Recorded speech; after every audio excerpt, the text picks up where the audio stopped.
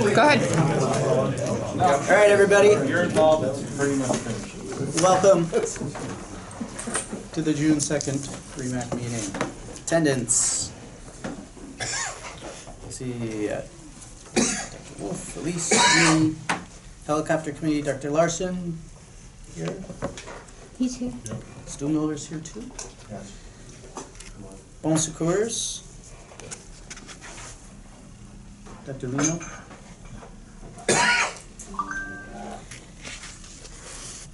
Garnett, DeCarsard. Good Sam. Good Sam, Dr. Kim? Or no Good Sam? Hudson Valley. Health Alliance. Northern Duchess. Not me anymore. Oh, Northern Duchess? I'll represent NDH. Okay.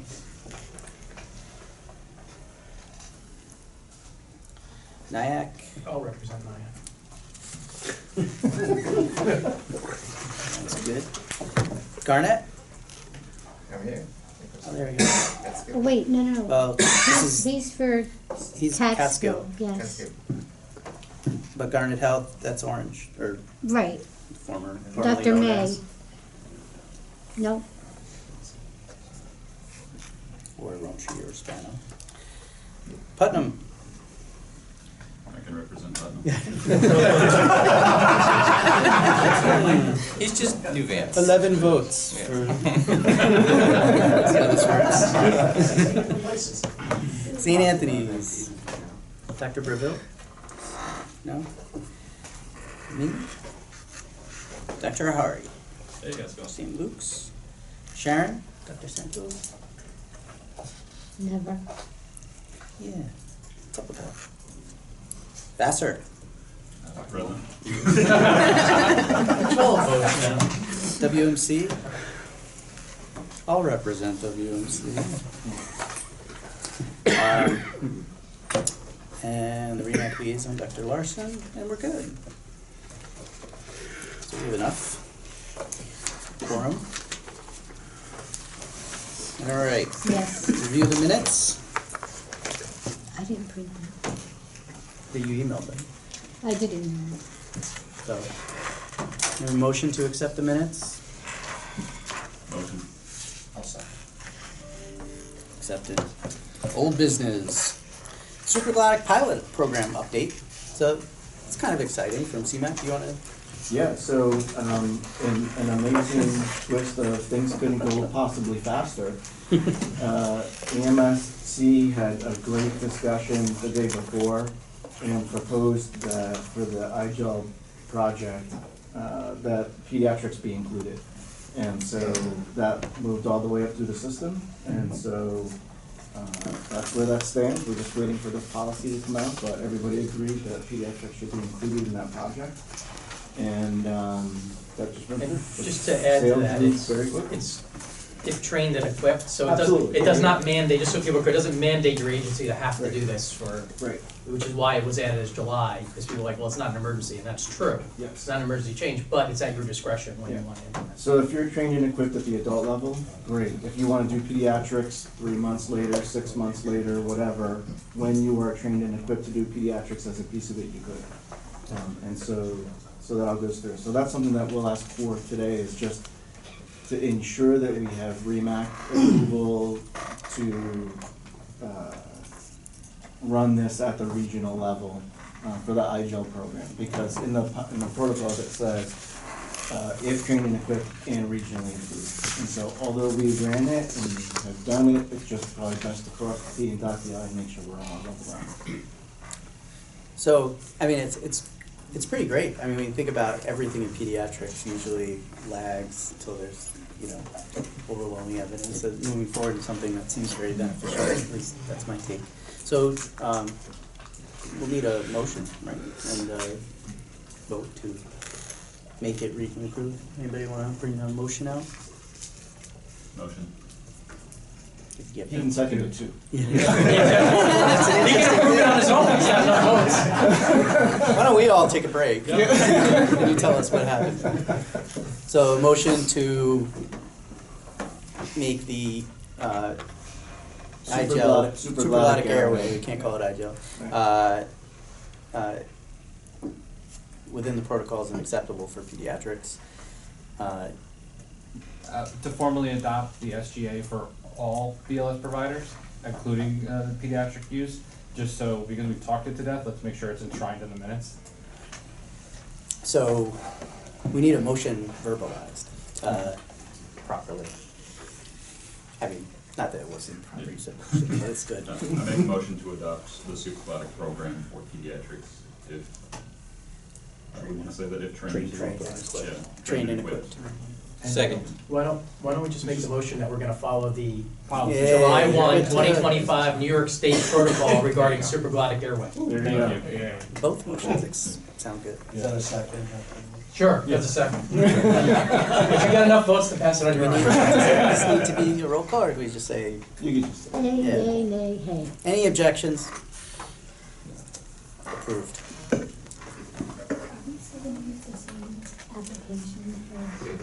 What's our best Get into, access to start training using it? No. Why for not? pediatrics? Is there any downsides? No. Are we still ready to send us the updated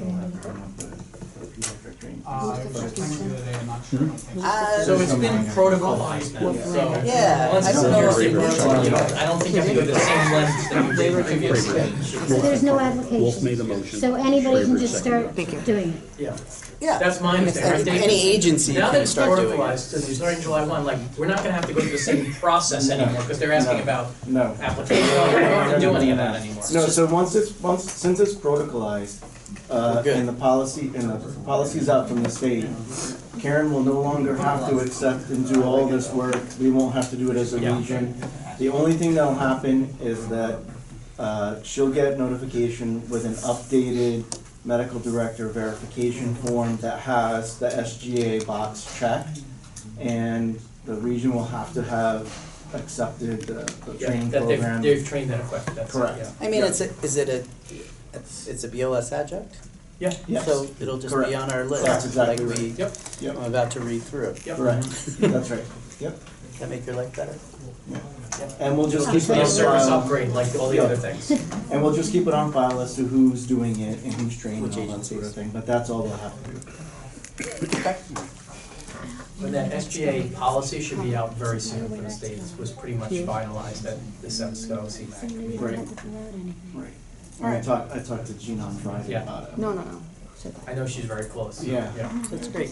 So Karen, it's just gonna be like a pad Yeah, it'll be like Yeah, or well- glucometry. So Karen just wants to make sure that when the agency does do the BLS airway, that they fill out the supraglottic form that we have on the website, and then submit a training paper that shows all of the providers that have been trained underneath that supraglottic airway, kind of like we do for CPAP.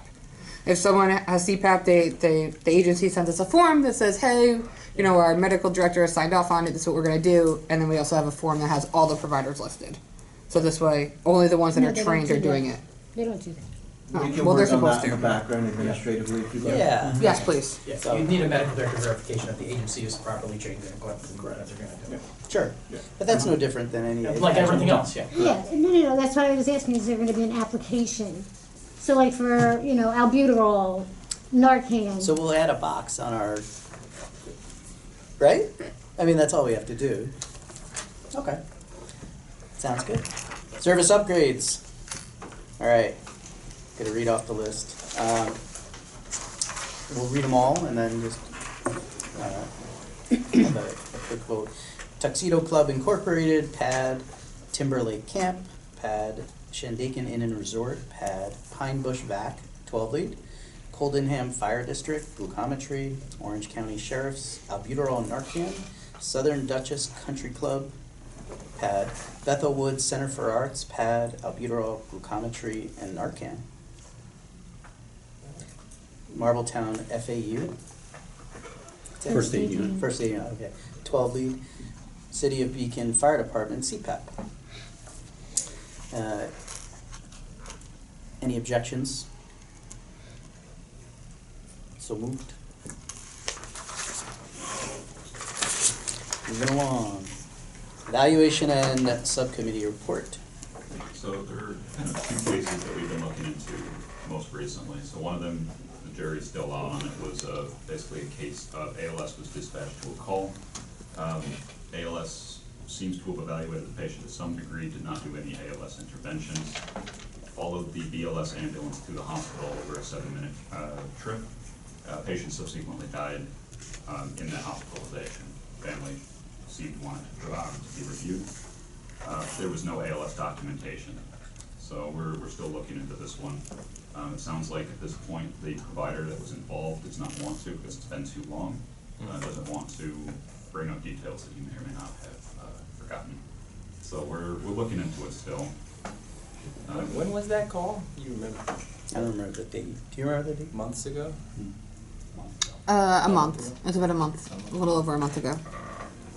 Patient died during the hospitalization or during the ER? hospitalization. Shortly thereafter. Or, yeah, and it doesn't Like seem same like day or? same day. Yeah.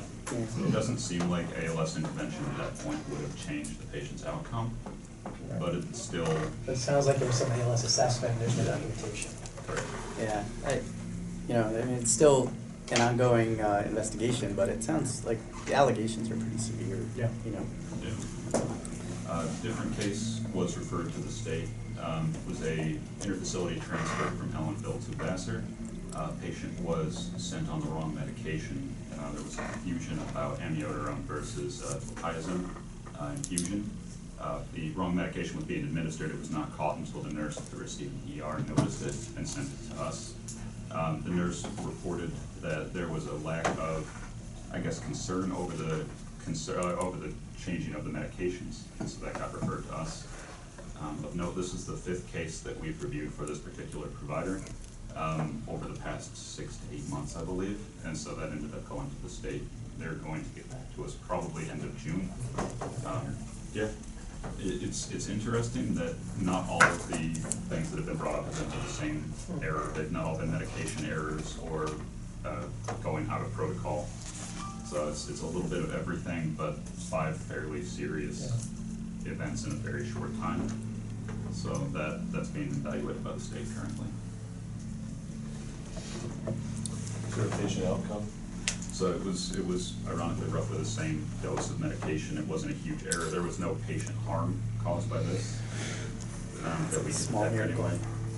But it could have been pretty harmful if that had been a different medication. All right. New York State Department of Health Enforcement notifications. There's a decent stack, so.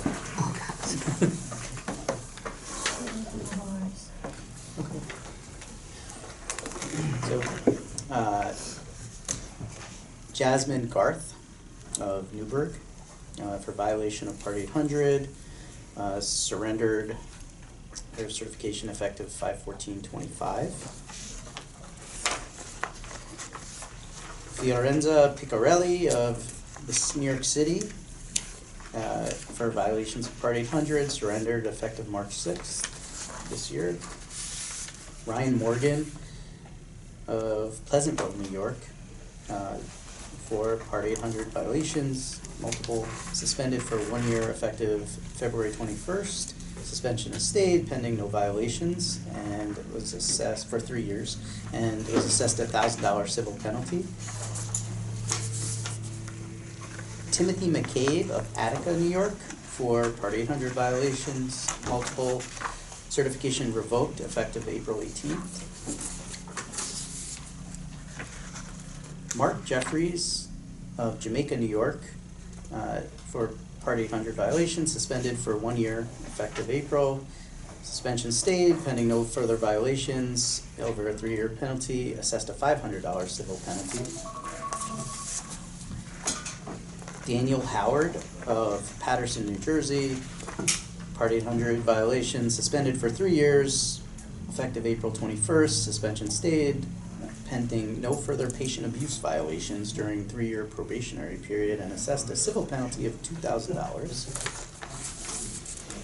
Michael Gonzalez of Ozone Park, New York, for violations of Part 800, surrendered effectively, certification surrendered March 25th.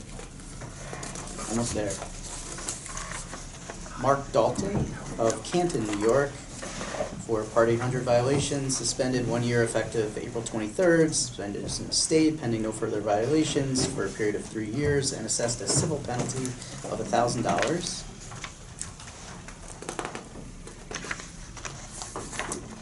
Nathan Berg of Brooklyn, New York, assessed for Part 800 violation, assessed a civil penalty of $2,000, and certification is revoked effective May 13th. Oh, I thought it was done.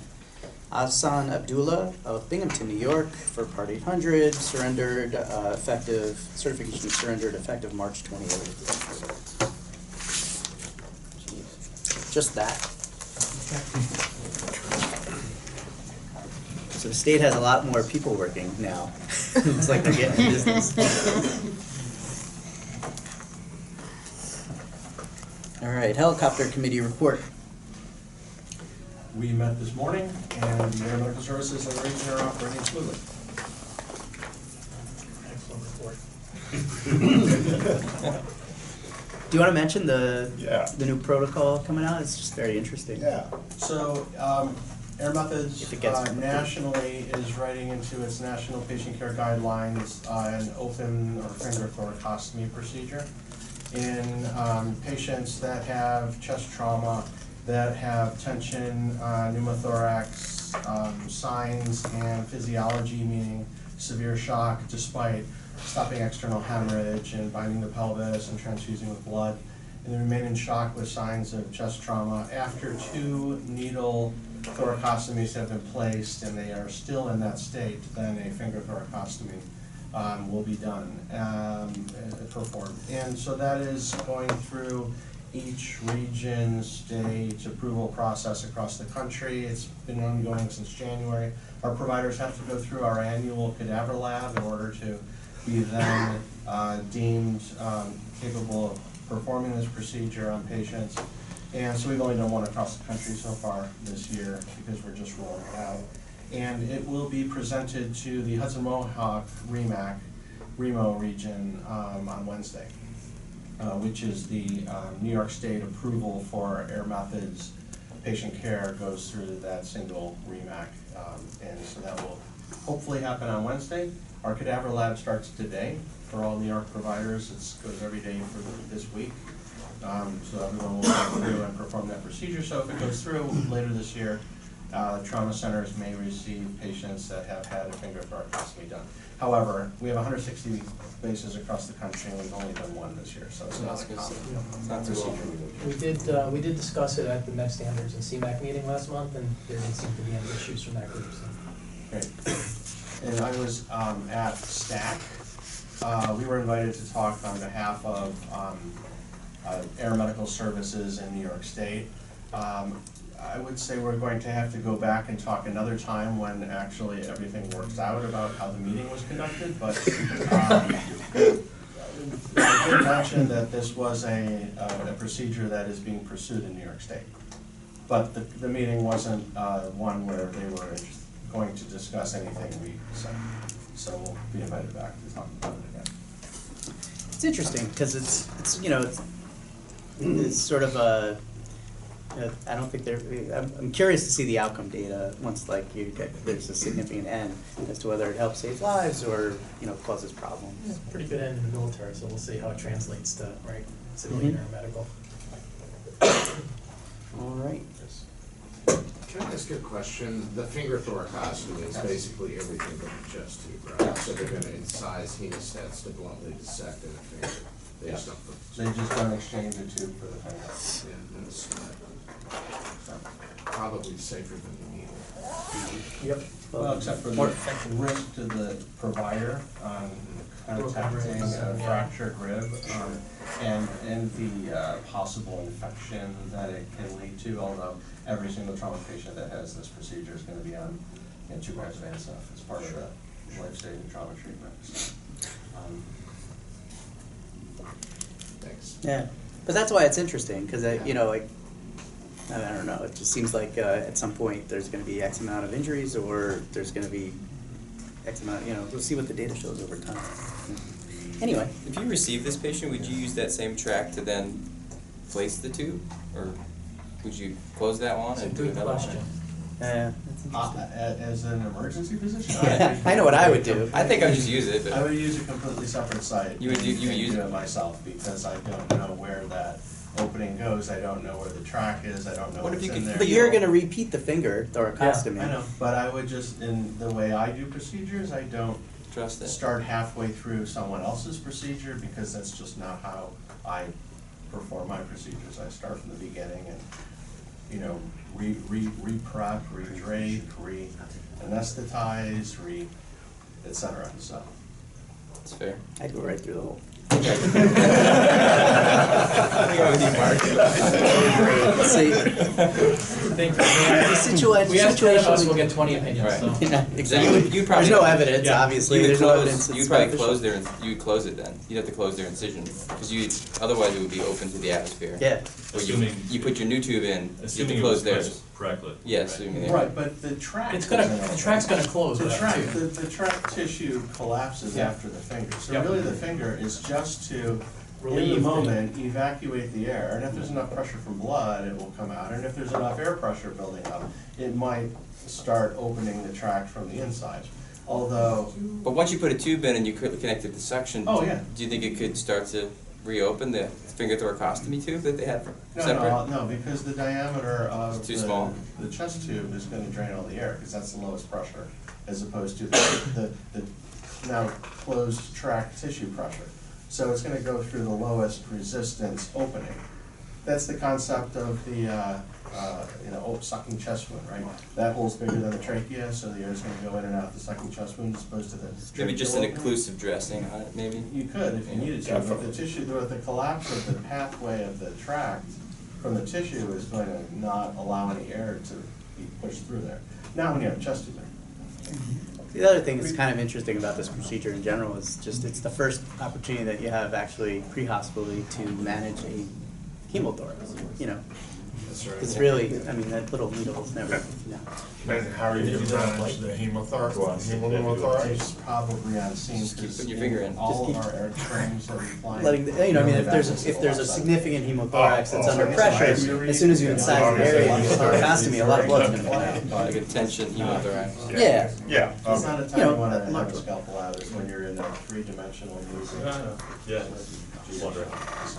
All right. Joey, I would use the same hole.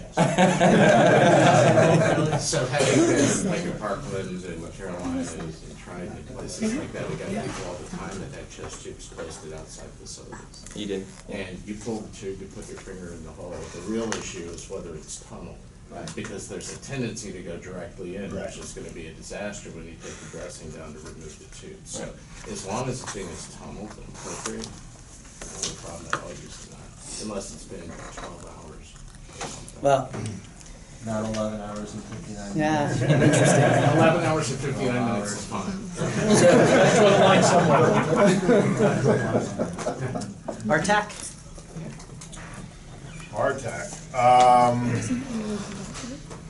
I don't believe there's been a meeting since the last time. And the only thing I will say on that is there is a trauma conference coming up. Westchester Medical Center is sponsoring a trauma conference, and that's always good. They often do it in July. It's coming up Wednesday, July 16th. It's from 10:30 to 4. And it's going to be at Westchester Community College. It is free. You will get credit. Doctors, nurses, and EMS will get credit. It's definitely a worthwhile conference. And oh yeah, so and do people know Len Jacobs is going to be the featured speaker. So this is the guy who he's been a trauma surgeon for many years, Hartford Hospital, and after the Sandy Hook shootings, he convened what became the Hartford Consensus, which was the basis for Stop the Bleed. Okay, when they realized that a number of people in these shootings, and especially these kids, died unnecessarily because they basically bled to death from non-lethal wounds. And so he convened a number of surgeons from the American College of Surgeons and a number of emergency docs, and they came out with a Hartford consensus. Anyway, so he's a good speaker, and certainly, well, from a historical perspective, would be good. I would highly, I've gone to this conference for years. I think it's really always great. So check it out. You can go online, find out about it. It is free, and credit is available. That's again Wednesday, what did I say? July 16th. July 16th, yeah. If you, I can also send you the flyer for it if you like. Just grab me afterwards. I'll get your email. I'll send it to you. Great. It's hard to find on Google. QI? Oh, that's me. So the only thing I've been working on is we're updating the Regents protocols. We've already had one meeting that we started tearing them apart. We're trying to make all the forms digital for the agencies so it's easier for them to submit them. Dr. Wolf and I and Felice have been working on that. I've been working on updating the dashboard with all of this year's data. And then the only other thing I did was the new training videos for the new protocols that we're going to vote on later. Thank you.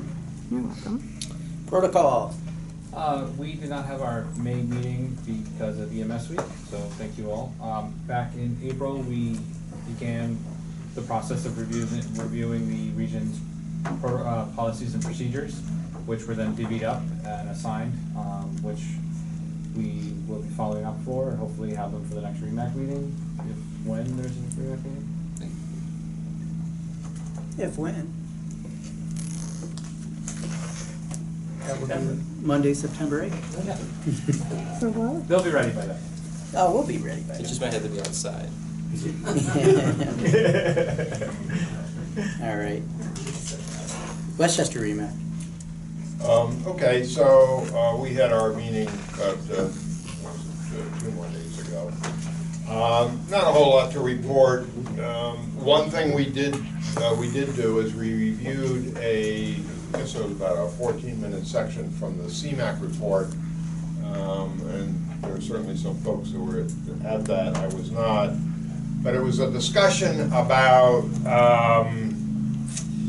online medical control is not just for paramedics anymore. Because, you know, sort of I think the misconcept is that online medical control is, for paramedics to call in and have a discussion and, whatever, get to do another round, maybe try something different, whatever, to discuss it. But it's really for everyone who's a provider out there. And so, we need to educate on both ends, both the online medical control docs that, hey, don't blow off some EMT who's calling you for some kind of advice. It's perfectly legitimate. Try to answer it the best and try to also understand what their limitations are, just like you understand the limitations that the paramedic can do. And so explaining that to the online medical control, but also putting it into basically the orientation of EMTs and everyone in the in the coalition of pre-hospital providers, that they know that they should feel free to call in. And It's going to be a formal CMAC advisory. Yeah, and you formulated the formulated the wording, which was quite helpful. What prompted, or is it Did you get just a bunch a number of pushback? things. So I think one was that I think frequently, it's not just the BLS providers, but the online medical control providers don't understand that you're not just there to give paramedics orders, or it's a resource for any EMS provider. They have a question, and then not so much about treatment, but even like destination decisions. Like there's plenty of situations, right, where the family will only go if they go to this place, or they don't want to go where you want to take, right? So, involving medical control to help with that was kind of one of the thoughts, in that that it's very appropriate to contact medical control for assistance with destination decisions, especially as some regions have gone to more restrictive type of where you could take the patient and those kind of things. So that was kind of the impetus behind it. Plus, there's a lot of BLS providers now doing like all the CPAP. Yeah, we keep adding skills to BLS, yeah. I mean, when you think about the BLS provider of today is Johnny and Roy. Right. Minus intubation. And we have agile. SGA. SGA. So it really does make a lot of sense. And I will say, like, I think there's problems on both sides, Yep. without a doubt. You know, we've all, everybody that works in an emergency room has providers that really don't like to pick up Yeah. the phone. And there's a lot of EMTs that are afraid to. Because they're, Yeah, so the idea was a formal CMEC advisory would kind of start the conversation for regions and stuff, people understand that, yeah, this is the expectation. Makes sense. All right. CMAC. I was at CMAC, but you ran it. You were there. Quick So, summary? yeah, so there was a discussion about medical control. There was some cleaning up of the protocols. There were a couple things that were inadvertent oversights. Like, for example, Halda was replaced with Zyprexa for agitation, but it wasn't in the hospice protocol, so we fixed that. There was the open fracture protocol implied that, you know, there was 2 antibiotics listed, but it wasn't or, the word or was missing, so it implied that, like, you could read it as I'm supposed to give both. So a couple of those kind of wording things were cleaned up. That protocol it's posted on the state's website. It's good to go July 1. As was mentioned, the SGA protocol was expanded to pediatrics. Those were kind of the big things at CMEC. There's a lot of discussion about artificial intelligence and the use of AI, Yep.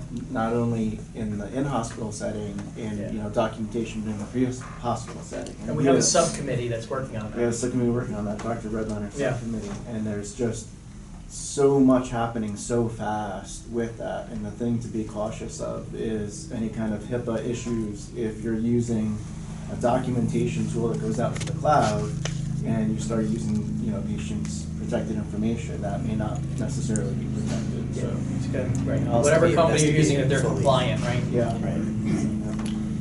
And also, you gotta read what the AI generates. I don't know if Yes. any of you guys are experimenting. Yep. Why? Oh.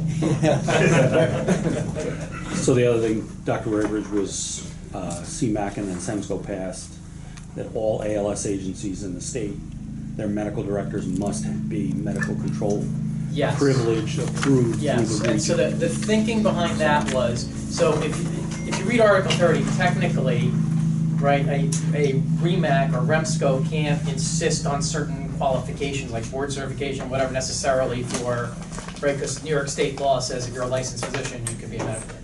But the regions certainly have authority over their medical control plans and their ALS plans, so the idea being that your agency can get whatever medical director meets the basic qualifications, but by having to have online medical control privileges, it ensures that you at least have visibility of what the regional policies and procedures are, and that you're connected to the region, at least to understand from your agency's point of view. And actually, I looked at our policy for our REMAC, and it's actually in our own policies and procedures, but it's already that way, so that's good. Yeah, some regions had it, it wasn't universal though. Yeah. Right. So I have a question. So we have 2 doctors that are no longer REMAC credentialed. That are medical directors in the Yes. So it's Eric To it. Stutt. And now Pam Murphy, she's another one. Are you talking about for New Paltz and LaGrange? Excuse me? Which agencies? So Stutt is with Shandaken and Dr. Murphy's with LaGrange. Right. I took over with LaGrange. Okay, they haven't sent any paperwork. They should. You don't have to tell me Stand by, it's that. coming. I know what they're supposed to be doing, but, you know. Who's running that shop now? Wheel. Right. It ain't Michael. And then, I'll email them to get back. And then with Stutt, he was brought up this was brought up with Stutt a long time ago, and Pam said no, because he used to sit on the REMAC for the last 30 years. So now that's all changing. So, we'll have to we'll Who's have to the, address we it. just need to reach out to Shandaken, I think. Let them know and do a transition. All right. All right, new business. So we have several RSI upgrades: Spring Hill, Brewster, and Wyawanda. There- Way, Did way I say it on? right? Way Way Yonda. on. I'm sorry. Nobody knows. I'm not very. Yeah. Whatever, close enough. It just sounds like where I went to camp. Yeah. Sorry. It was. So one issue that came up during the review for the RSI upgrade is our policy states that it requires that the trainer be an approved trainer for from our RSI yes. improved RSI trainer from in order to give the training. Yet the issue being that for two of the programs, Dr. Wolf was going to be the trainer, but he's not officially on the list. And can the medical director be the trainer? Which seems very logical, but we never stipulated that. I don't, yeah, that, Yeah. It would make yeah, it sense makes that sense, but we just never had that discussion. Yeah. Well, and the question is that maybe we'll just codify it. And I mean, any applicant to be a trainer has to be approved by the medical director anyway. That's basically the primary Right. So by default, function. the He can So by approve default, himself. The medical director Yeah. should be an instructor. But we should, I think our policy should reflect that Yes. and just say Yeah. the medical director of the agency Right, can or perform it. approved designee. Can approve the training. Do we have a motion? Maybe we could I would say. have a I'll make a motion. motion. Motion. Wolf again. I'll second it, so he doesn't have to second it himself 12 times. So, Is there any need to clarify the certification of the director? Do we have any situations where we might have a director that would oversee but not be RSI capable themselves? Well, you're not required to be an EMS or emergency physician to be a medical director. right. But then that would I be know their this sounds designee funny, doing I'm the sorry, training. guys. No, I know, I don't know that we can go there based on what like the state's requirements are for a medical director. Like, they have to be obviously now, right, medical control credentialed. But that's why the wording of the motion matters in the sense that if we're gonna say his or her designee would be capable of doing the training, then the medical director themselves, if they weren't RSI competent or informed enough, could appoint somebody to do that for Yeah. them. This just came up in Long Island actually, randomly. Yes, came up at the CMAC. So, what's the motion then? Because we have to put it down. We can't necessarily state that the medical director has to be EMS trained, but the CIC, the person that would be designated, should have to be RSI capable, so RSI capable paramedic. We can designate that, correct? There's no reason whoever the I'm just trying to designee think of is. how to specifically make the wording so it's foolproof. I could ask ChatGPT to write something real quick. Yeah, right? How does the current policy read for the words? It just, So I that don't actually the have it in agency front of medical me. director is an approved trainer. Right, as long as RSI is within their scope of practice. If not, they may designate an appropriate agency instructor, an approved agency instructor. Right, like the paramedic, or police officer. that sounds I like great to that. me. I like that. Who is qualified Yeah. to teach? Yep. Second? Second. Dr. Wolf second. Templeton. What? I mean, it's see one, do one, teach one, right? Right. So, I'm just kidding. any objections? I don't think we need to have a roll call vote. Any objections to that motion? So moved. All right, so then we have to vote on these three RSI upgrades, which the application appeared complete. They appear in order, the applications, right? So Yeah. Do we need to do roll call on that, or is that just a standard vote? No, oh, I don't know. I apologize. I did get a copy of Robert's Rules of Order, actually, 2 months ago, but I don't know if you guys have tried to read that. I'm waiting on the clip notes. So determining whether something is So let's a roll call just do versus the vote for all of them. I mean, yes. If it's a change to policy or protocol, yes. If it's not, generally speaking, no. Policy, rules, bylaws, protocol, those kinds of A things. roll call. So that means that the former motion should have been a roll call vote, because that's a No, policy. It's a policy or a protocol, it's a roll call. And that, so why don't we do that, roll call, and then we'll just do a very quick yay or nay for all three. okay. All right. Papish, yay. Felice? Yes. Wolf? Yes. Larson? I can't You vote. don't. Yes. DeCastro? It's all right, Wolf will vote 10 more times. McGurty? Yes. Stupple? Yeah. Wolf again? Yes. Ray Rich? Yeah. Wolf again? One more time, yes. Papish? Yes. Ahari? Yes. Felice? Yes, yes. And that's it. I don't know who. So it's unanimous. I don't know. All right. And then any objections to the three RSI upgrade requests? Spring Hill, Brewster, Wyoming. No objections? So moved. Moving along. Beacon Vac ALS upgrade. Yeah. Does anybody want to, is there any need for discussion? The application is complete. It should be. Through. Does anybody from Beacon want to give a? Asking for upgrades. Yeah, after maybe Andre Brewster, Scott, and Gomez decided to help out, Beacon volunteer. Everyone knows they had a past, but they lost their paramedic about 5-6 years ago. The organization has stressed. COVID didn't happen. That was internal issues and structure issues that they've resolved since then. They became an advanced EMT organization. How long ago was that? 2 years ago. They are covering almost all their calls. They have 3-4 crews on during the day.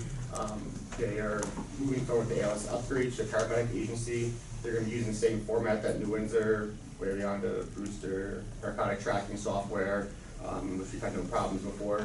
Dr. Wolf is working with us again, like he is with Brewster, Wary Honda, to get them going with the ALS upgrade. There's a definite need in Southern Dutchess County for paramedics.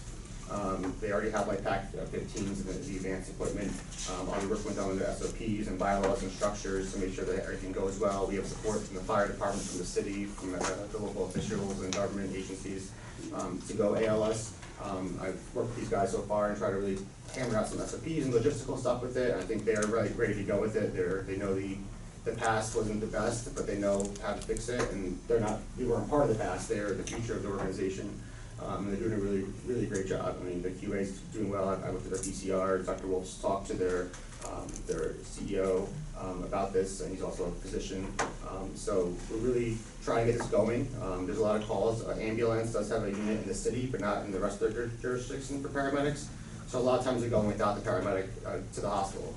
So other than that, there's not really, obviously, there's a lot of issues with ALS coverage, and I think this is going to really take care of that. Always the issue is on staffing. We already have a bunch of paramedics who work for us that are working in the advanced EMT role. There's a bunch of the people going to paramedic school so far. Justin's already with them. He's a paramedic. He'll be helping with the ALS startup stuff. Dr. Wolf is obviously very involved with many agencies and many things, and he wants to make sure this runs really efficient. So I think we're ready to go. We hope to be ALS by probably the end of the summer, beginning of the fall. And just really excited to try to get this going, and then I'll go on vacation. Denied. Yeah, I don't know. For the So, for which can one? we get a For all the motion others, to, I thought we did. motion to approve the Beacon Vac ALS upgrade? Yeah. Second? I'll second. Any objections? Wait, who's first? You, thanks. It wasn't Dr. Wolf? Yeah. That's why I got confused. Yeah. All right, so that's, So, can I just, you can finish, go ahead. that's approved. Okay, so for the RSI agencies, don't forget that you have to send in all the training paperwork to us. We need all the paramedics that are gonna be RSI trained. And ALS, you know, you have to get your narcotics license and the state has to come in and, okay. You get narcotic a lot, evac? Yeah.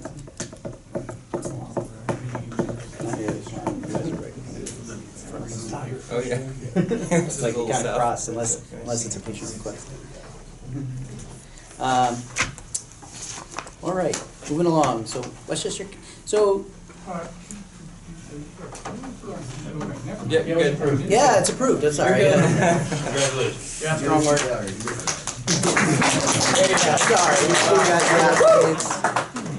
I apologize. I got distracted. So, the next issue, Dave Grassa brought up, in Westchester, many years ago, they created a restocking policy countywide, which effectively says that all hospitals participating in the 911 system will restock the EMS units. And if they don't, then they'd be at risk of not participating in the 911 system. And my understanding is it's been pretty successful ever since it went out. There was a little bit of some issues with some hospitals. The letters were sent out, and then things are functioning well as a result. So Dave had brought up, possibly trying to bring that policy to our region.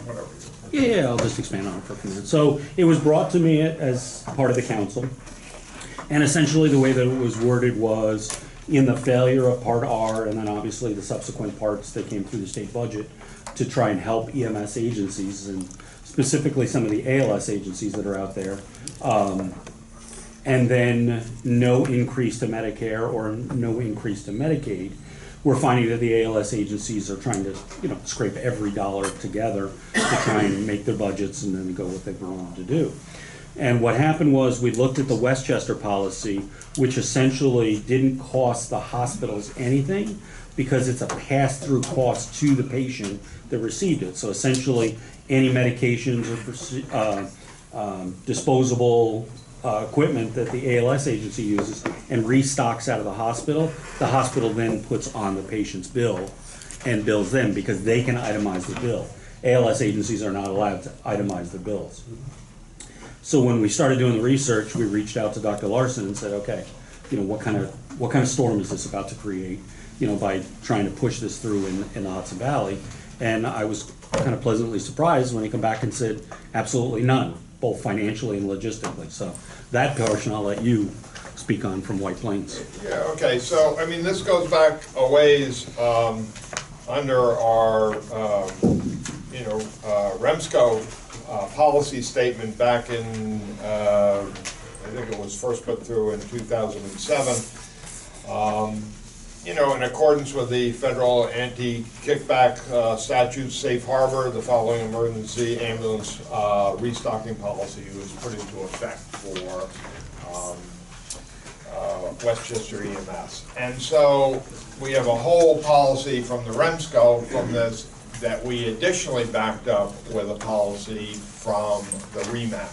So, look, we view this as a, there's a couple aspects to it. One, first of all, these hospitals can bill the patient for the charges of these things. But, when we're talking about limited EMS resources and 911 turnaround, this is a key policy because if you have to go back to your station to restock your ambulance, that is a time delay. Whereas if you can grab that bag of IV fluids and, that bag of epinephrine or that, syringe of epinephrine or vial, whatever it is, and jump back on that ambulance, that means you can go back into 911 service right away. So we really view this as a key thing. And in the REMAC policy, we actually put in under, in 2014, under our medical control plan, Part 7, Section 7, we did a whole receiving hospital definitions, recommended roles, and responsibilities. And on number 7 under that was replenish medical supplies used by field units for those patients brought to that facility in a method consistent with regional policy. So that's under the REMAC provisions, and then we have there's a whole statement under the REMSCA. Now, having said that, look, you know, what happens is every few years, someone comes into that hospital, whether in the pharmacy or wherever, you know, whatever, and they come there, oh, here, why are we giving all this stuff away to EMS? And so all of a sudden, you know, some poor nurse is told, hey, don't restock EMS. And so that happened to us a couple of years back, so we actually had to send out a letter, and I will try to get a copy of that letter so that you all can use it up here. Well, we sent it out to the CEOs, and basically it's like, hey, this is what's happening, and you know, I think there was an embarrassment factor, there was an information factor, and we're not getting any pushback. Well, we're having one problem with one hospital now, but you know, and we'll just have to remind them. But I think this is an important thing for the functioning of EMS. And so I think we have to push back on this. And like I said, I'm sure that letter exists somewhere. Copy that, I can get that so you can see how we formulated it. But we've sent it out to the CEOs of the hospital and other folks. So just the one thing that would be helpful for EMS is allocation issues. You guys get a huge allocation of medications. When I go to Downstream to get something, we can't get dextrose right now because I only buy so many bags a year, where the hospital buys cases and cases of it. So even that would really help us because we're having medication shortages right now, and we had the fluid issues before. But I think with the allocation part of the hospitals can get a lot more supplies than we can. Really help us get the medications to the field. Yeah, I would say that's true most of the time. Sometimes the hospitals get pinched, and then they too get a little hesitant about giving up their key stock. So I can understand that. But in general, absolutely right. You know, there are times when they can get stuff and you can, and they have a good ample supply of it.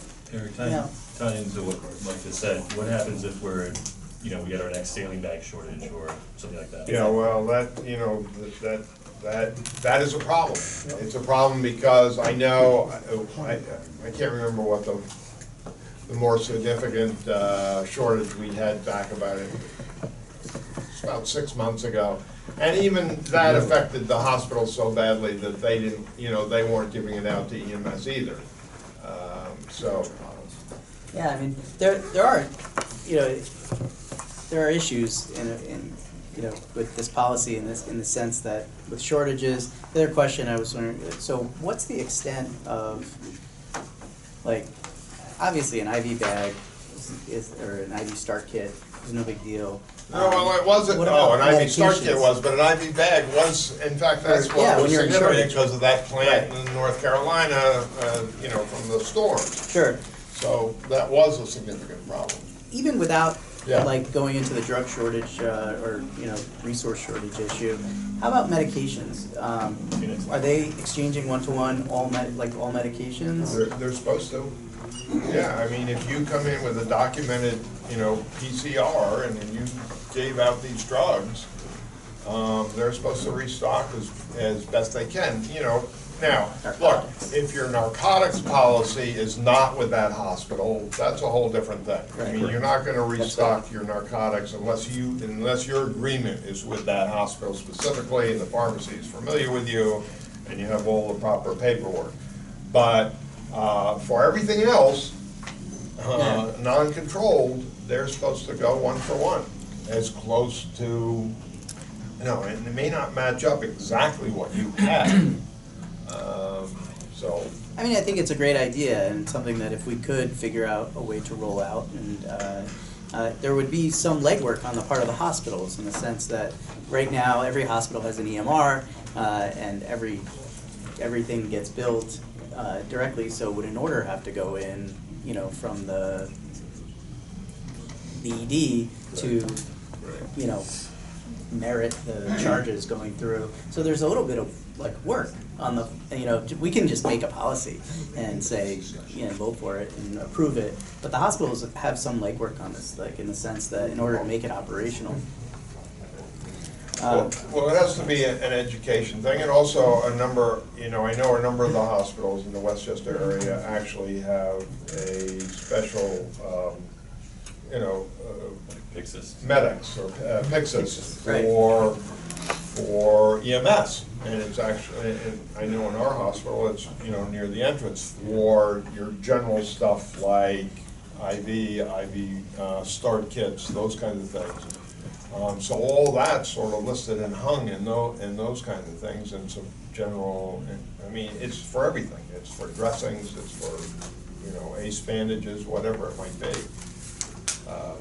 You know, some things you have to do a special stop. Out of curiosity, from a hospital perspective, what if the hospital itself isn't licensed as a pharmaceutical distributor? Is that affected in any fashion from the EMS perspective? I don't think it would. I mean, I don't know. I asked because that's the response that we got under the New York State Pharmaceuticals. We're not licensed as a distributor at Mid-Hudson to be able to actually generate and restock those items outside of the hospital. It's interesting. But wouldn't the and I'm just playing devil's advocate for a second, Doug. It was given to a patient that they received. Correct. The only difference is it was given to the patient prior to arrival, so they're not really a supplier to it, they're just replacing a medication that was given to a patient that they received. I would, and again, I got a Judge Judy law degree, so I'll argue with that, but. Massachusetts University. So Yeah. So I would say that would be a valid argument if I was coming in off the street and saying, hey, I used a medication for a patient that I took to another facility or I RMA'd, and I'm coming to restock you. I would say that would be a valid argument. But for a patient I'm bringing to you that's creating a medical record number that you're going to be billing anyway, the only difference is instead of it being given to the patient in the ER, it was given just prior to arrival. I guess It's almost an extension of it. That would be my Yeah, no, it's Judge an Judy interesting argument point. to that. I mean, I'm pretty sure I know who yeah, to talk to. and we can obviously, you know, I think it's something that should have been happening anyway. But. Right. I mean, their opinion, I guess, is that they're acting as a distributor, but in reality, they're just distributing medicine on an order. I mean, I feel like we would probably have to come up with some, like, I'm just thinking about my facility, but every hospital is not that different, where we would put an order in for that medicine so that they could code for it, and then when they're coding for it, it's just.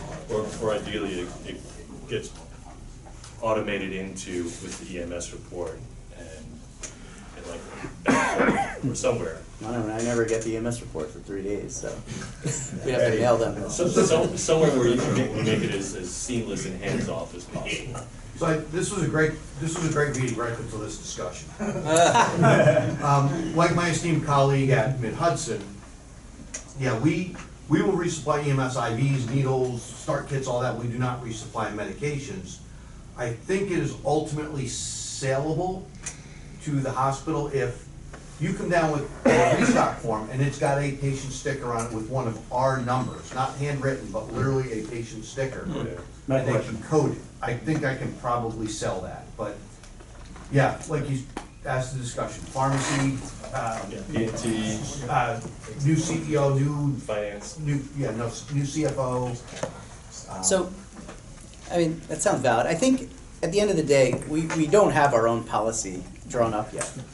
I mean, we could vote to copy this. I would absolutely say copyright it. I think what I'd like to do Valley House. in the interim till the next meeting is, and I don't think we have to make a vote, but just we would draft over the summer our own version of this, and during this time period, it would be beneficial if the members of the REMAC would go to their respective hospitals and discuss the issue, make them aware of sort of impending policy, and when we reconvene, then we could, A, take the feedback that we get back from the members, either beforehand and/or at that time vote on an actual draft policy. Yeah, so, I mean, just again, this was a REMSCO policy statement, in addition, backed up by a REMAC, medical, is part of our medical control plan. So I would have both pieces, because that is sort of incorporate, and like I said, we put it under this section of the receiving hospitals, definitions, recommended roles and responsibilities. So, if they want to play in the game of EMS and receive patients, they have certain responsibilities. And so one of their responsibilities is this restock thing. So what happens if they don't? We try to embarrass them. No, I mean, that's essentially what our letter was. We sent out this letter and like, hey, this is what we decided on. We had presented this many years ago to, CEOs, and we had buy-on, and, and I don't know originally whether there was some, official thing where the CEOs said they would do it, but once it had become established, and this goes back to, what did I say, 2007, and then reestablished in 2014 under, we incorporated into REMAC to make it a little more powerful. And then again, it's taken reminders that this is sort of the standard operating procedure out there. And So just for me, the reason that I championed it was we weren't just simply shifting the cost to the hospital of, hey, pay for this because we don't want to.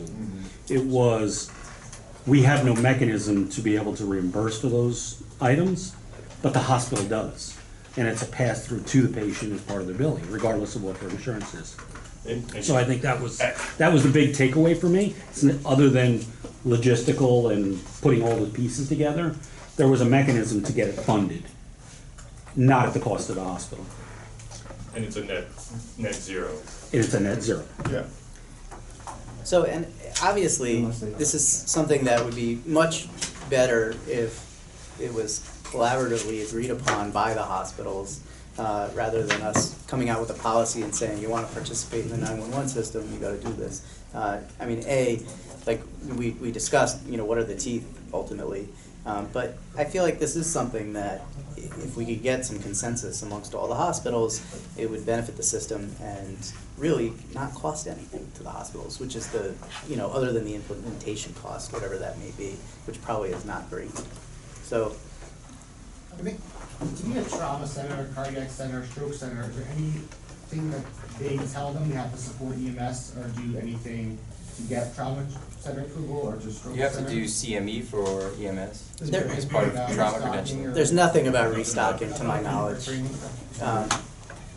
I think too, like you said, with if it's a patient with a sticker, because I think one of the reasons we dropped the hammer was that we were replacing like expired medications, missing medications, broken medications, Sure. RMA medications, so. Right. And that's valid, Push it makes that sense. through on the Westchester network side. It would potentially even be beneficial for the hospital, like if there was an order for these meds, then when the person is admitted or whatever, you would know, oh, they did receive Decadron. Actually, that's a great point.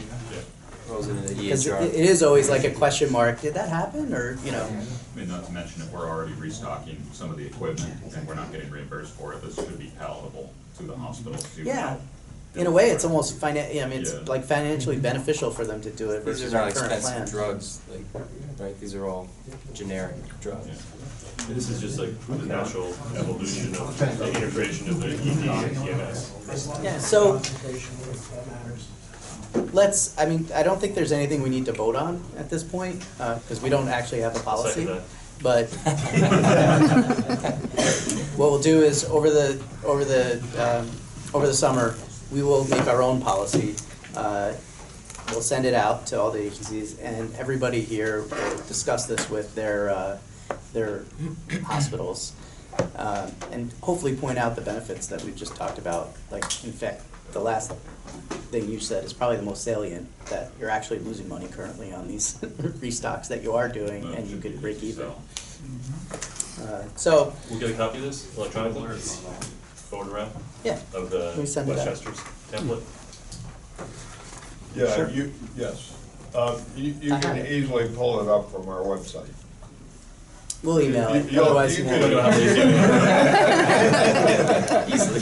So, You, I just wanted to- just consult AI, they'll bring it up for you. So I was listening to Tim Mitchell, and I can appreciate his point of having to go back to sell this.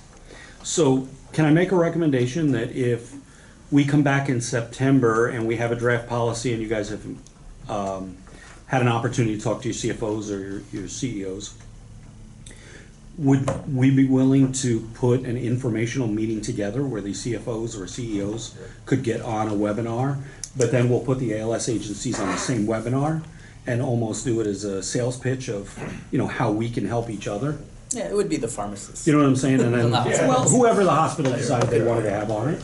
Because I think, just like this group had some reservations when I first threw this across the table, but with good discussion and then realizing that it could be a win-win for both sides, I don't think it'd be a hard sell to most CEOs or CFOs or even the, whoever's running the pharmacy to be able to realize, as long as there's accurate documentation, the ability to get the reimbursement, this is a pass-through, and everybody wins on the end.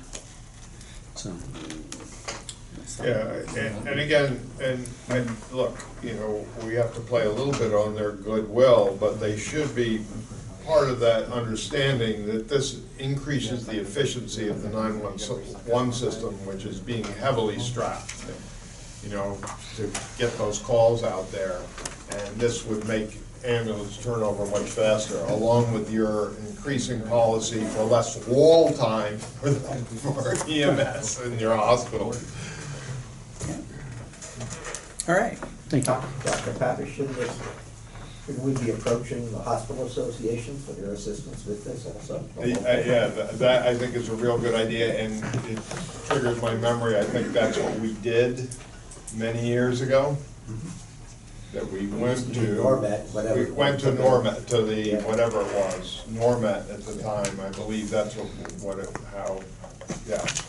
that was a group forum of the CEOs and said, hey, this is a discussion item. It's a great idea. I think that is an important way to go. Okay. So we have homework. But I think this is a great thing that we should start working on, and if we can get this through, it would be a great thing for our region. When we got Ernie Stonek, who used to come to these meetings, is the rep for this area from that local hospital association. So get him in the loop on it. I can send this to him. When's the next REMSCO? Because this is also something, as you pointed out. Yeah, the official meeting, or we're gonna have to call an emergency meeting. So we're gonna have an emergency meeting in August, and the next scheduled meeting in September. So maybe the emergency meeting that's When's the already being emergency set up. What's that? When's the emergency meeting? We have 2 CON actions that are under timeline deadlines. We can't wait until the September to vote on. So Maybe we could bring it up then, talk about it, and then. it can be brought up then, absolutely. It just, we're still waiting for one more entity to lock in the dates, because we have to have the hearing officer lock in. We already have the stenographer locked in. Okay. For the public hearing for a CON action. All right, moving along. Sorry, it drags on. So regional approval for items in the collaborative protocols. So there are several items that we need to regionally approve that were approved in the collaborative protocols. We did the supraglottic airway earlier. The next one's a little, we've had discussions about, and whether we're going to approve or not, we need to talk about. But they did approve the antibiotic for open fractures, moxifloxacin and Ancef. At our last meeting, almost everybody was not for this, as I recall. against the oral antibiotics. The oral antibiotics. I think we were in favor of IV antibiotics, correct? I was against all of them personally, but I mean, I just feel like, you know, the extra time, unless you have somebody that's pinned for hours and hours, and then how often does that happen? And not only how often, so it's a pretty rare event that you have somebody that's pinned for hours and hours and hours, and the cost of stocking IV antibiotics across the system, we're talking about a system that is financially strapped to begin with. I don't know whether it makes sense. Well, we can get them in the hospital now, so. Doesn't cost us anything. No, wait, you can. Yeah, no, yeah. So, no, but it's a, you know, everybody, you know, there's different opinions on this, so I think we have to vote on it. So as far as discussion, I mean, what's your take? Well, I remember that it was universal, that it was not really. Secondly, I think the way it was left was that it was questioning whether in fact there were any, not that you could have a study, but has anything ever been looked into that this would make a difference, so to speak, in the ultimate outcome for the patient? I mean, I don't know how much time you're speaking about, but giving an IV antibiotic a half hour before arrival to a hospital, 40 minutes to the hospital, will that make, does that have a benefit to the patient? I think that was the question. Versus irrigation, you know, irrigate the open fracture, costs nothing, or the bottle of saline, and probably is very effective, you know, getting debris off them before you dress it. So, At Westchester, we just felt that with everyone within reach of a hospital in less than 30 minutes, well, it's not Doesn't a make choose. sense. Yeah. One thing I was thinking was that, is it true that as a quality metric, hospitals are dinged if they don't get antibiotics into patients with open fractures within a certain time frame? for trauma, Trauma? trauma certification, part of the ACS verification process, I think that's looked at. Now that it's been approved at the state level, do you think that would ever start applying to patients pre-hospital who don't get it? They'll get dinged if they don't give it? I think the clock starts when they arrive, but. Now that it's available pre-hospital, does the clock start when the ambulance gets there? You I know, mean, not now, but do you think, could it ever? it's actually a ball of problems, because if they give it and they don't have documentation that it was given, you know, which event, you know, then we get 4 grams of ANTA. It's not a problem now, but I just wondered if they'll ever make it a quality metric. Well, they might. I mean, look, they did it. They certainly did it for heart. You know, for heart thing. You know, the clock starts when EMS is at the bedside. I think if there's literature that says that there's a benefit to a patient outcome if antibiotics are given early or with open fractures, then it is something we ought to do. But if the literature says there isn't, Then how did it become a quality metric for hospitals? well, because there is an importance with giving antibiotics for an open fracture, but not in the time frame. The reason it's not an EMS is because, what Dr. Madrid said, there's not a time. We get the patient to the hospital in time for them to get their antibiotics and more definitive care of their open fracture, rather than hours and hours and hours going by before they get their antibiotics. Overall, I agree. Hospitals have gotten it as part of their initial resuscitation, right? And every trauma patient, they get their 2 grams of antibiotics. And so, if they have a cut on their head, they get 2 grams of antibiotics just to meet that metric, and maybe impact the patient. But in our timeframes, I don't think there's a reason for us to be giving antibiotics pre-hospital. I'm usually one that says, if it's appropriate for the patient and we can do it, then we should do it. Right. But I think we have 100 other things we're doing for our trauma patients. Yeah. We don't have to worry I about agree. buying and stocking and using and stuff. But we can go back to it, if they ever do move the goalpost and say it has to be X time from EMS arrival, we could always circle back. Yeah, because, the American Heart is first medical contact, opening the artery is a metric. Why? Because there's literature that says the sooner you open the artery, the better the patient does. So there's not something that says if they get their antibiotics 20 minutes sooner by EMS as opposed to in the trauma bay, that they have a better outcome. There's a lot more heart attacks than open fractures, so. Yeah, so maybe if somebody does that study and shows that there is a benefit. Well, there's some military stuff.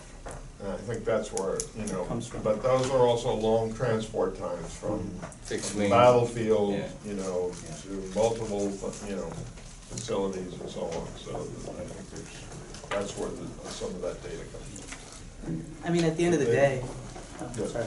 Yo. You know, we can vote to put anything that's state approved on an ambulance, but there's a cost benefit, right? I mean, we're gonna pay for IV antibiotics to be stocked. They're not cheap. Oral antibiotics, even moxifloxacin's not cheap. $5 dose. Okay, so it's cheap. I didn't think it was that cheap. I mean, but the point being, I mean, I just don't think it's worth the hassle because there's no benefit to it. The mox is the oral, right? Yeah. What does the state protocol say? It says if open fracture with delayed extrication or arrival at definitive care, either moxifloxacin 400 PO is regionally approved, adults only, cefazolin 2 grams or 20 micrograms per kilogram for pediatrics, IV as regionally approved. And that's the paramedic, another paramedic side of it. So, And that's anybody musculoskeletal. further discussion? We've already voted it down, right, so. I mean, Well, we're gonna did vote we again. vote? I mean, We did vote on this. We well, did. we voted it down. Yeah. If we wanna just re-vote it down, we can. But I think we're kind of unanimous.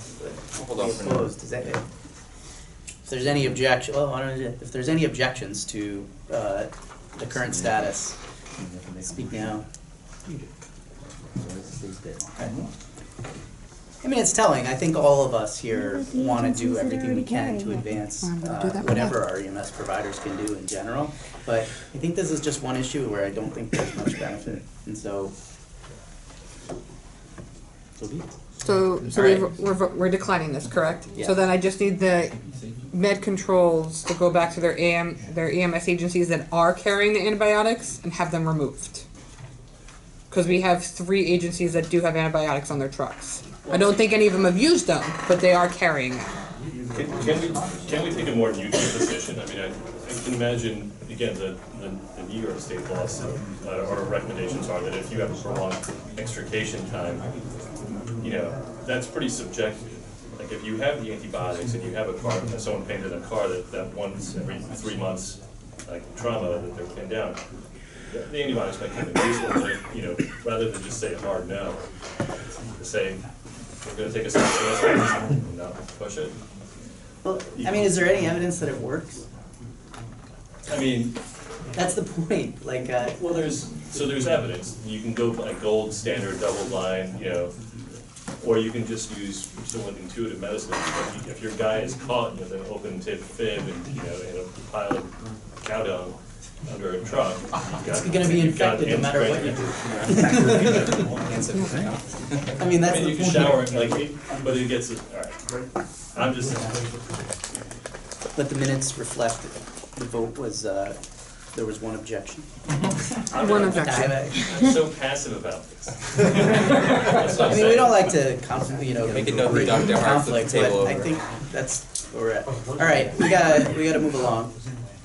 Junctional tourniquets. Hold on, Is that- Papish. Yeah. So do you want Tammy to send a letter to those agencies?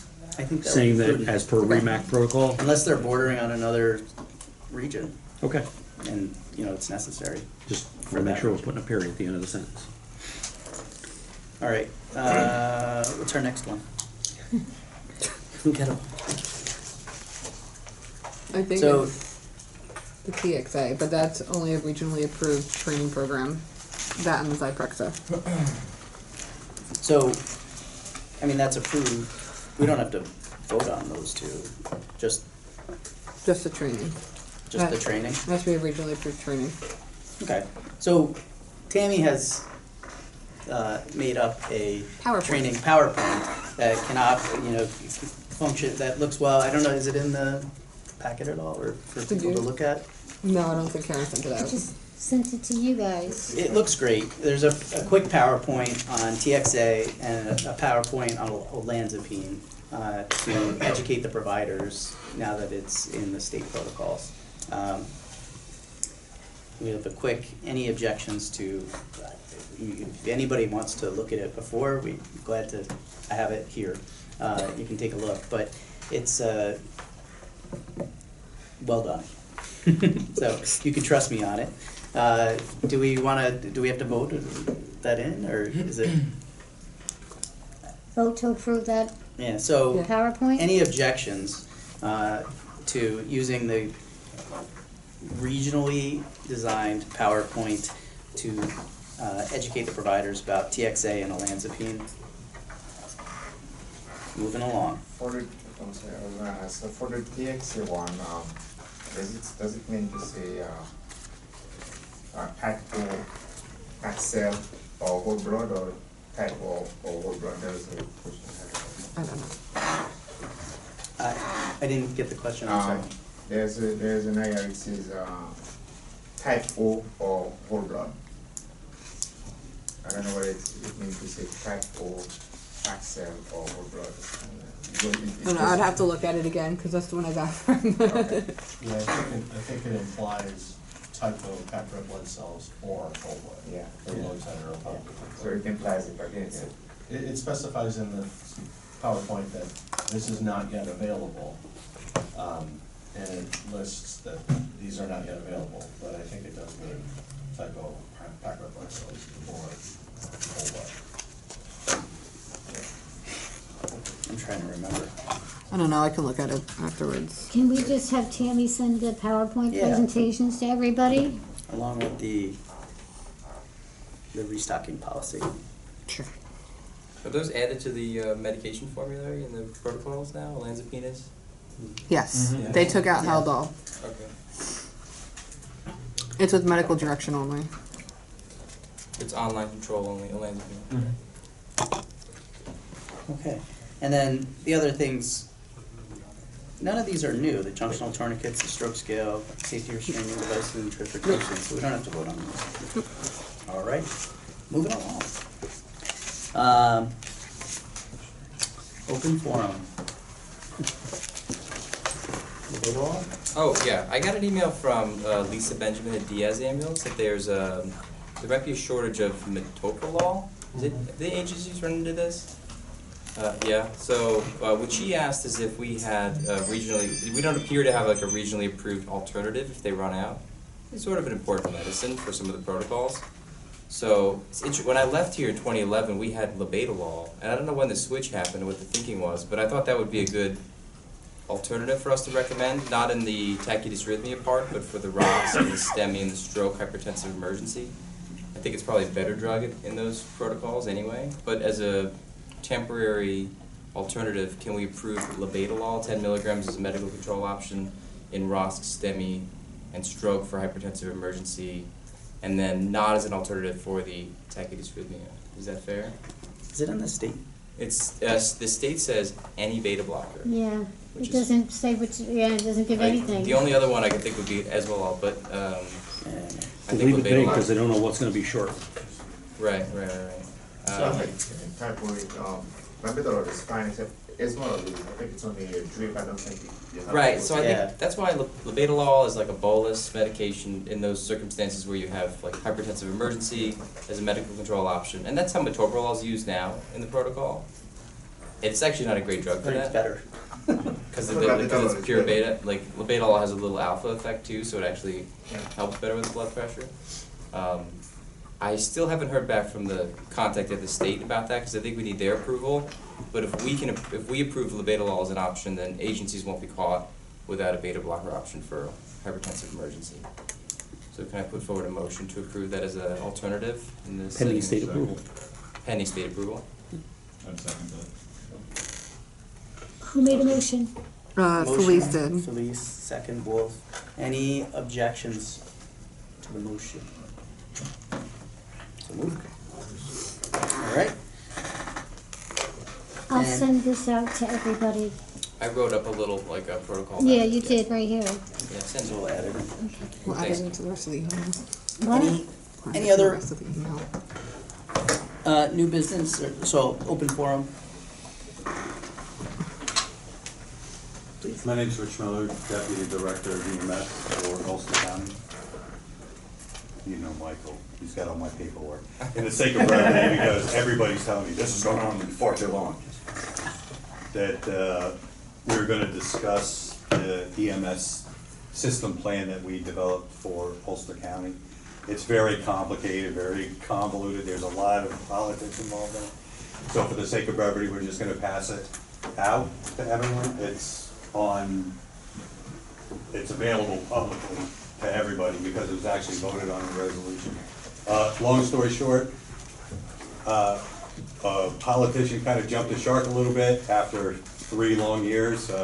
We had a study that was out there. They appropriated $5 million in the initial resolution and then looked towards us to reverse engineer it to fit EMS, which we did. That's all pretty much explained in there. There's a lot of background to it. And if anybody has any questions whatsoever about why we came to the conclusions that we did in terms of the allocation of the funding and how we stood it up as we did, please reach out. We're more than happy to talk to you. If anybody's available afterwards and has Oh any dear, I don't need them. deep feeling that like they want to discuss it, we'll be here afterwards too if you want to approach us. If anybody has any questions now, I'll answer. Better than what we have right now, Mike. Yeah, we think it's sustainable. It has the added function of standing up all of our existing agencies within the county, which is very important to us. It also puts us a little bit more in control of how the money is spent towards EMS. The initial resolution was, oh, just take $5 million and split it up amongst the municipalities. We said, what about call volume? What's that? Okay. So there's a lot of stuff in there that addresses those issues. Thanks. Everybody good? Yeah, that's great. Okay. Is that okay, Mike? All right. Any other new business, open forum? I mean, it's only 11:07, so I have a list of, no. We get a motion to adjourn? Second?